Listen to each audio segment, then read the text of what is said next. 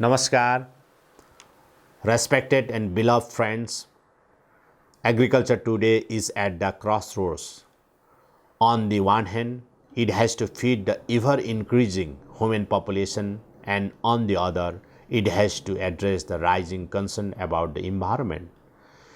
In order to bring about a balance between rising population and environmental conservation, it is time to think of new strategies that would use our resources sustainably.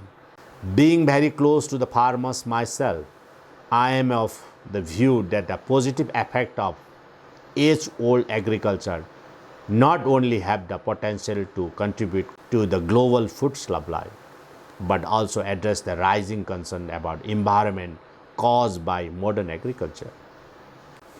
I am happy to state that the government of Sikkim has already set frameworks and policies to support sustainable agricultural production in the form of organic farming.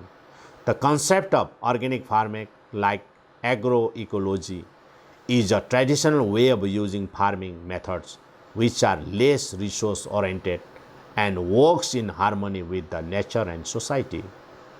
Organic farming is considered to be an important option for small and marginal farmers of Sikkim.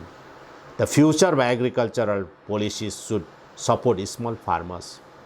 The reasons why I say this is because 70% of the food we consume globally comes from small farmers. Another major issue concerning the agriculture sector is migration from rural to urban areas.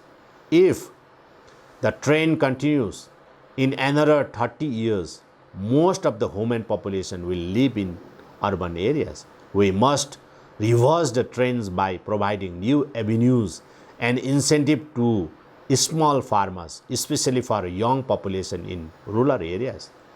It is time we made the change. Our government has already taken a step towards transforming our agriculture production system. Not only that, we are in the process of creating end-to-end value chain for linking the producer with consumers. Let us all unite to create sustainable food system.